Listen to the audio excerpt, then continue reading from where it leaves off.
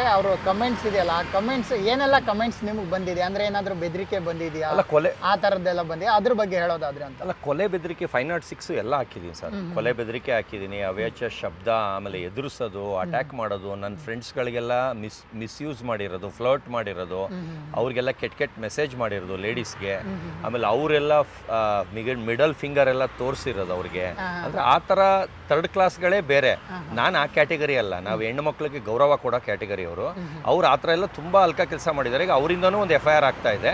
ಆಮೇಲೆ ಮೊನ್ನೆ ಬಂದು ನನ್ನ ಸ್ನೇಹಿತರು, ಅಂದರೆ ನನಗೆ ಯಾರ್ಯಾರು ಸಪೋರ್ಟ್ ಮಾಡ್ತಾ ಇರ್ತಾರೆ, ನನಗೆ ಯಾರ್ಯಾರು ನನ್ನ ಜೊತೆ ಇರ್ತಾರೆ, ಅವ್ರು ಮನೆಗೆ ಹೋಗ್ಬಿಟ್ಟು ಅವ್ನ ಯಾಕೆ ಬೆಳೆಸ್ತೀರಾ, ಅವ್ನ ಯಾಕೆ ಜೊತೆಲಿ ಹಾಕೊಂಡು ಓಡಾಡ್ತೀರಾ, ಅವ್ನ ಯಾಕೆ ಇಂಟರ್ವ್ಯೂ ಮಾಡ್ತೀರಾ ಅಂತ ಮೀಡಿಯಾವ್ರಿಗೂ ಫೋನ್ ಮಾಡಿ ಬೈದಿದ್ದಾರೆ. ಅವ್ನು ಹಾಕ್ಬೇಡಿ, ತೆಗೀರಿ, ಹಂಗೆ ಮಾಡಿ ಹಿಂಗೆ ಮಾಡಿ ಅಂತ. ಏನಕ್ಕಷ್ಟು ಹೊಟ್ಟೆ ಉರಿತಾ ಇದೆಯೋ ಗೊತ್ತಿಲ್ಲ. ಯಾಕಂದರೆ ಅವರು 2 ಸಲ ಬಿಗ್ ಬಾಸಿಗೆ ಬಂದ್ರೂ ಇವತ್ತವರೆಗೂ ನನ್ನರಲ್ಲಿ 5% ಹೆಸರು ಮಾಡೋಕ್ಕಾಗಲಿಲ್ಲ.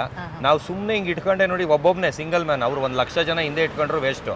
ನಾನು ಸಿಂಗಲ್ ಮ್ಯಾನು ಅವ್ರಿಗಿಂತ 150 ಫೇಮಸ್ ಇದ್ದೀನಿ. 150 ಅವ್ರಿಗೆ 1%ಗೆ ಹೋಲಿಸ್ತೀನಿ. ನಾನು ಅವ್ರಿಗಿಂತ 150% ಅಷ್ಟು ಜಾಸ್ತಿ ಹೆಸರಲ್ಲಿದ್ದೀನಿ.